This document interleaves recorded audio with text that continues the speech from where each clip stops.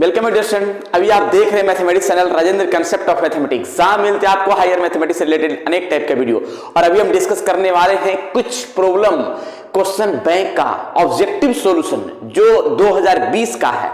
इसके पहले लेक्चर में भी मैंने क्वेश्चन नंबर 45 तक के मैंने क्वेश्चन सोल्व कर चुके हैं 2020 का ऑब्जेक्टिव क्वेश्चन, ठीक है। और अब जो सॉल्यूशन करने वाले 46 है, और जो भी विद्यार्थी इसके पहले लेक्चर नहीं देखे वो जरूर देख लेंगे। टोटल वीडियो 1 से लेकर के 45 तक क्लियर कर चुके हैं। चलिए जरा देखते हैं इसके ट्रिक के साथ क्या है इसका मेन कंडीशन, राइट।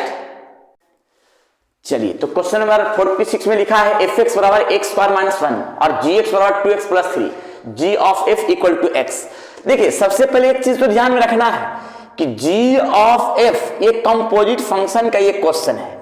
तो कंपोजिट फंक्शन का रूल क्या है जरा सभी को पता होगा।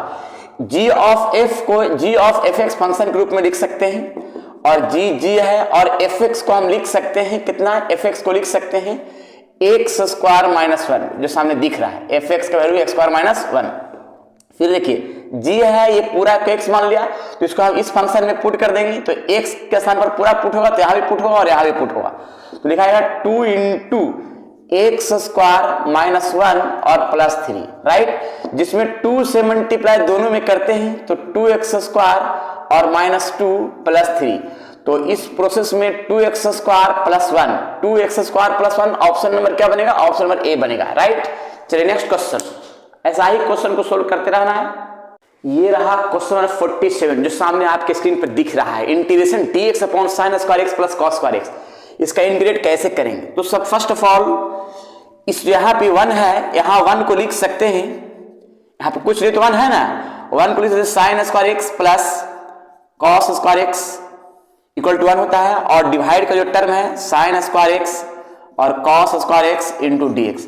अब इस टर्म में एक काम करते हैं कि दोनों का सेपरेट डिवाइड करते हैं, राइट। इतना बाय इतना और इतना बाय इतना करते हैं, तो देखिएगा साइन स्क्वायर एक्स और यहाँ पे sign square x cos square x plus cos square x sign square x into cos square x, और ये हो गया dx, राइट।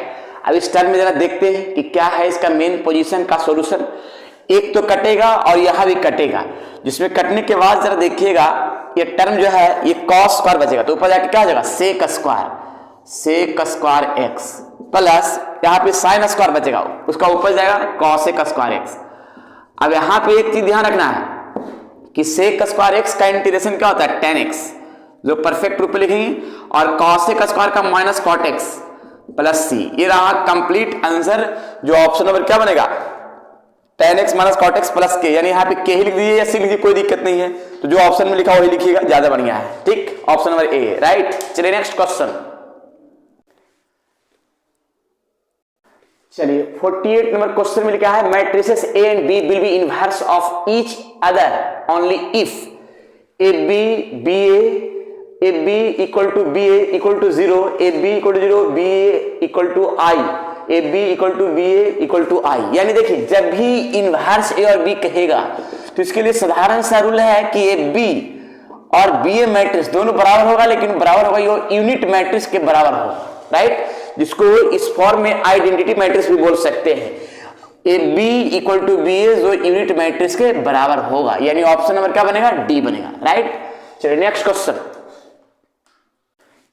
49 नंबर क्वेश्चन, ये रहा e के पावर इंटीग्रेशन e के power x cot x plus log sin x। अब देखिए इस टाइप का क्वेश्चन बहुत इंपॉर्टेंट है, जो हमेशा ये एग्जाम में पूछते रहता है। ये क्वेश्चन जो है थोड़ा कॉन्सेप्ट याद रखना है, और ये क्वेश्चन जो है हमेशा इस टाइप का क्वेश्चन पूछेगा e के पावर x एफ एक्स और एफ डैश एक्स। तो e के पावर x का फंक्शन e के पावर x ही है, लेकिन जिसका एफ एक्स का डिफरेंशिएशन एफ डैश होता है, जिसका डिफरेंशिएशन होगा वही यहाँ पे आंसर लिखाएगा प्लस के, राइट।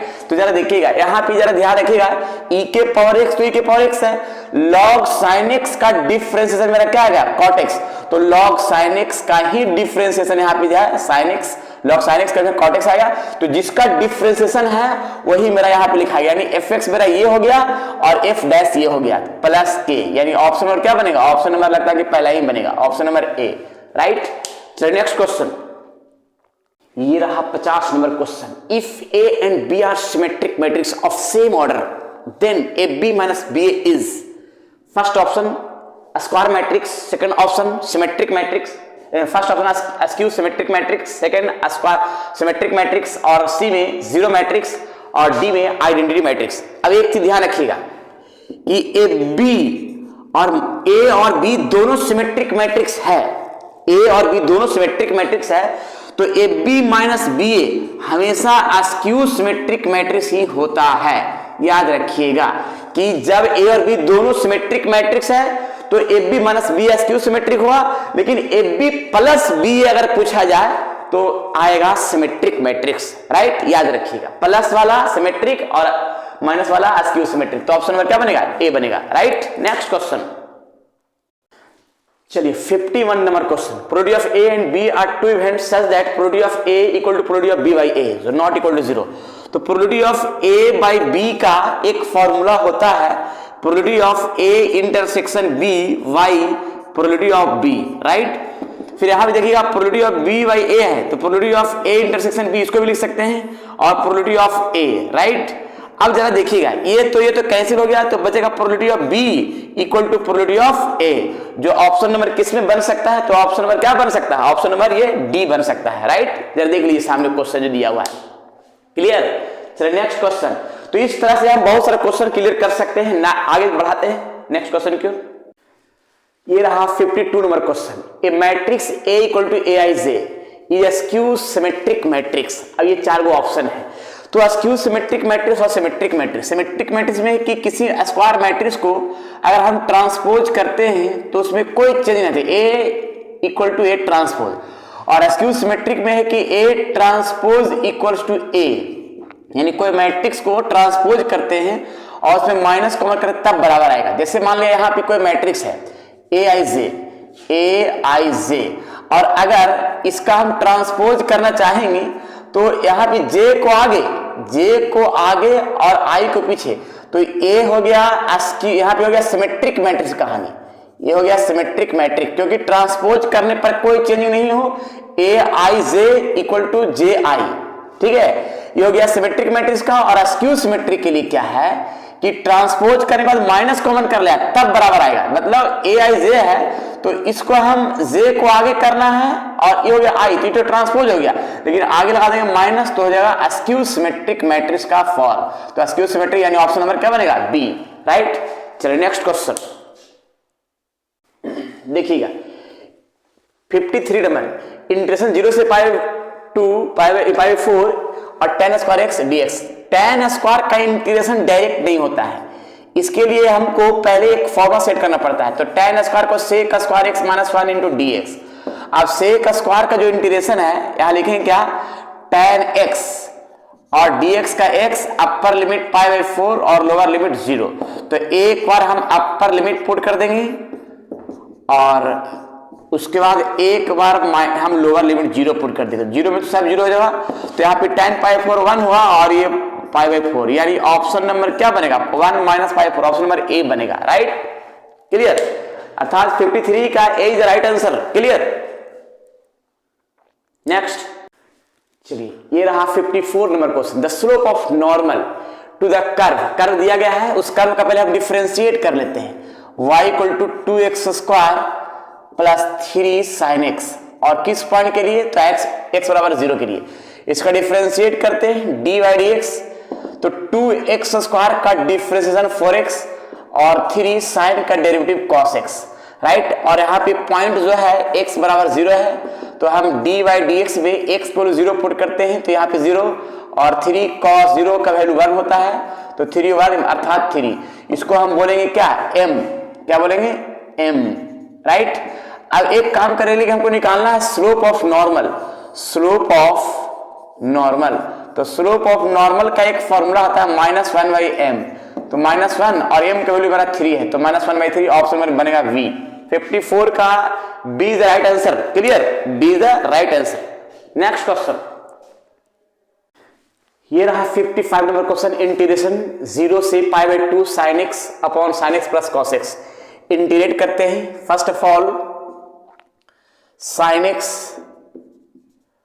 और sin x plus cos x, इसका इंटीग्रेट करने के लिए पहले तो हम 2 से मल्टीप्लाई और डिवाइड करना होगा, और 2 से मल्टीप्लाई डिवाइड करने के बाद एक बार कॉस को हम ऐड करेंगे और एक बार कॉस को सबट्रैक्ट करेंगे ताकि मेरा इंटीग्रेशन हो सके, राइट। तो इंटीग्रेशन करने का कुछ कॉन्सेप्ट अपनाना पड़ेगा जो सामने दिख रहा है। तो पहले हम एक काम किया इसमें, sine x plus cos x और यहाँ पे डी एक्स। मैंने क्या क्या किया देखिएगा, साइन और साइन मिलकर तो 2 sin x हो जाएगा और कॉस कैंसिल होगा तो कोई फर्क नहीं पड़ेगा। अब यहाँ पे दोनों का सेपरेट डिवाइड हम करते हैं 1/2। जब हम डिवाइड करते हैं sin x plus cos x भाई इतना, तो यहाँ पे 1 आ जाएगा और इसका हम डिवाइड इतना में करते हैं तो देखिएगा sin x minus cos x upon sin x plus cos x और ये dx। दोनों में हम सेपरेट इंटीग्रेशन लगाते हैं। जब सेपरेट इंटीग्रेट किया जाएगा मतलब इसमें भी और इसमें भी, तो sin x minus cos x का इंटीग्रेशन कैसे होगा इसके बारे में थोड़ा सा देखिएगा। लेकिन dx का तो इंटीग्रेशन फ्रेश दिखेगा। ये dx का इंटीग्रेशन दिख रहा होगा कि x होता है, लेकिन इसका इंटीग्रेशन करने के लिए हम इस नीचे वाला पार्ट को हम मानते हैं z, यानी sin x plus cos x equal to z। Sine का डेरिवेटिव cos होता है और cos का डेरिवेटिव माइनस साइन होता है, राइट। और यहाँ dz बाई dx होता है, जिसमें हम माइनस कॉमन करते हैं तो sin x आगे आ जाएगा और cos x क्या आ जाएगा, पीछे आ जाएगा, dx और यहाँ पे dz। इस माइनस को हम यहाँ पे कर देते हैं, ठीक है ना। अब यहाँ पे जरा देखिएगा, sin x minus cos x यहाँ दिख रहा है तो dx, तो माइनस लिखाएगा dz और इतना का वैल्यू क्या होता है, z है। अब यहाँ पे जरा सोच लीजिए कि यहाँ पे मैंने टर्म क्या बनाया है, माइनस 1/z का होता है log z, राइट। और z का जो वैल्यू हम पुट करेंगे वो यहाँ पे दिख रहा है, z का वैल्यू जो है sin x plus cos x, sin x plus cos x, z का वैल्यू है sin x plus cos x। लेकिन अब इसमें हमको लिमिट भी पुट करना है, तो लिमिट हम यहाँ पे पुट कर दे रहे हैं। देखिएगा इसका लिमिट पुट करते हैं तो लिमिट मेरा कितना है, लिमिट है π/2 है और ये है क्या 0। तो हम एक बार जहां जहां x है वहां वहां अपर लिमिट पुट करते हैं, π/2 पुट करते हैं माइनस लॉग साइन π/2 और x में भी π/2 पुट किया, राइट, माइनस। अब एक बार हम लोअर लिमिट 0 पुट कर दे रहे हैं। देखिए 0 पुट करते हैं, यहाँ भी 0, यहाँ भी 0, यहाँ भी 0। तो जब 0 पुट करते हैं तो ये टर्म में तो 0 हो जाएगा, माइनस लॉग और यहाँ भी साइन 0 प्लस कॉस 0, राइट। अब जरा देखिए सोल्यूशन में क्या क्या आएगा। सोल्यूशन में आएगा ये तो π/2 है माइनस साइन 90 की वैल्यू 1 होता है, साइन 90 की वैल्यू 1 होगा और cos 0 की वैल्यू 0 हो जाएगा, cos 90 की वैल्यू 0 हो जाता है, राइट। फिर यहाँ पे आइए जरा, ये तो 0 ही हो गया और यहाँ पे साइन 0 यानी साइन 0 की वैल्यू 0 होता है, cos 0 की वैल्यू 1, तो यहाँ पे जाएगा log 1। अब एक चीज और है कि माइनस और माइनस तो प्लस होगा, log 1 और माइनस log 1, ये दोनों क्या होगा, प्लस 1 कैंसिल हो जाएगा, तो बचेगा π/2 इंटू क्या 4, यानी π/4 ऑप्शन नंबर ए बनेगा, राइट। यानी 54 का option number A is the right answer. Clear, जो सामने डिटेल से मैंने एक्सप्लेन के साथ क्लियर किया है। नेक्स्ट क्वेश्चन, ये रहा 56 number question. The value of determinant सामने दिया हुआ है और 4 गो ऑप्शन है। तो देखिए सबसे पहले कोई भी डिटरमिनेंट का क्वेश्चन है तो उसको पहले तरीका अपनाना पड़ेगा कि कैसे इसको सोल्व करेंगे। तो हम ऐसे करते हैं कि फर्स्ट कॉलम में तीनों कॉलम को हम ऐड करते हैं। फर्स्ट कॉलम में तीनों कॉलम को ऐड किया, मतलब एक कॉलम है, तीनों कॉलम को हम जाके ऐड कर रहे हैं फर्स्ट कॉलम में लाके, a minus B plus B minus C plus C minus A. Similarly b minus C plus C minus A plus A minus B. Similarly c minus A plus A minus B plus B minus C. और second column और third column ऐसा ही रह जाएगा, b minus C minus A minus B, C minus A minus B और b minus C. जिसमें से ये पूरा टर्म लगता है कट जाएगा, तो कटने के बाद 0 आ जाएगा, 0 आ जाएगा, 0 आ जाएगा। यहाँ पे b minus C minus A minus B, C minus A minus B, B minus सी।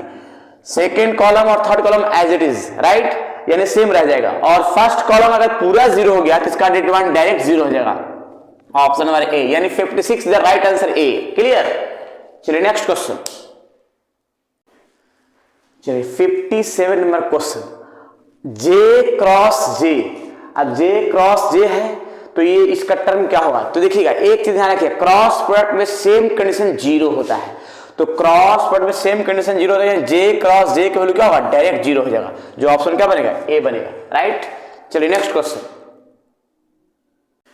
चलिए क्वेश्चन 58 नंबर क्वेश्चन, अब यहाँ पे log cos e के पावर x का डिफरेंशिएशन क्या होगा, तो देखिएगा इसका हम पहले चैन पर अरेंज करते हैं।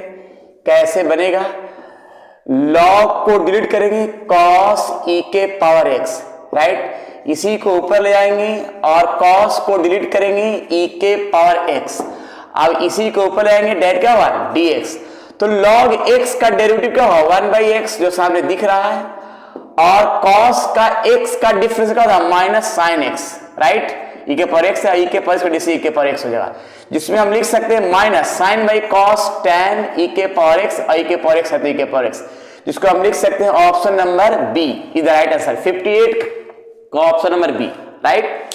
Next question 59 number question. 59 number question में इसका डायरेक्ट एक फॉर्मूला याद रखिएगा। फॉर्मूला क्या याद रखना है कि 1 minus sine x sign 2x का तो cos x minus sine x का होल स्क्वायर का होता है, राइट। अब यहाँ पे एक चीज ध्यान रखिएगा कि स्क्वायर से रूट समाप्त होगा तो यहाँ पे क्या लिखाएगा ओनली cos x और माइनस क्या लिखाएगा साइन x, जिसमें से cos x का इंटीग्रेशन होता है ओनली साइन x और साइन x का होता है माइनस cos x, तो minus minus plus plus K, right, यानी sine x plus cos x plus K, जो ऑप्शन नंबर क्या बनेगा, ऑप्शन नंबर तो बना ही नहीं किसी का। तो एक काम करते हैं, यहाँ पे जो है ऑप्शन ही गलती लिखा हुआ, यहाँ पे प्लस में लिखा हुआ sine x plus cos x, right, right answer option number ए, क्लियर। चलिए नेक्स्ट क्वेश्चन, चलिए 60 नंबर क्वेश्चन, लास्ट क्वेश्चन 2020 का। The value of I dot के जे क्रॉस के, जे डॉट के आई क्रॉस के डॉट आई क्रॉस जे। सबसे पहले इस फॉर्म से एक पता करना है कि आई और ये जे और ये के, राइट। अब यहां पे देखिए आई क्रॉस जे, सबसे पहले देखिए आई है डॉट जे क्रॉस के, जे क्रॉस के तो आई हो जाएगा, right, plus J I dot I cross के तो माइनस जे, यहां पे होगा माइनस जे, क्लियर। अब आइए के, अब यहां पे आई क्रॉस जे बराबर के, क्लियर। अब देखिए आई डॉट 1 होता है, जे डॉट जे माइनस 1 होगा, के डॉट के 1 होगा, क्योंकि माइनस है इसलिए वो कटेगा तो 1 आ जाएगा, ऑप्शन नंबर क्या बनेगा ए बनेगा, राइट, इज द क्लियर। तो ये है 2020 का ऑब्जेक्टिव क्वेश्चन जो मेरा सॉल्यूशन हो चुका है। इसके पहले लेक्चर में बहुत सारे क्वेश्चन सॉल्यूशन किया है और इसी तरह से टोटल क्वेश्चन सोल्व किया गया है, राइट। चलिए एक क्वेश्चन मैंने दिया है जिसका आंसर जो है कमेंट बॉक्स में बताना है कि क्या होगा, आंसर सामने दिख रहा है। चलिए तो आज इतना ही, बाकी विशेष फिर नेक्स्ट क्लास में मिलते हैं नए क्वेश्चन, नए थ्योरी, नए प्रॉब्लम के साथ। जब तक के लिए जितना भी क्वेश्चन बैंक है क्वेश्चन बैंक का सॉल्यूशन करते रहिए और भी क्वेश्चन बैंक का अगला नेक्स्ट में सॉल्यूशन करवाएंगे, राइट। चलिए आज इतना ही।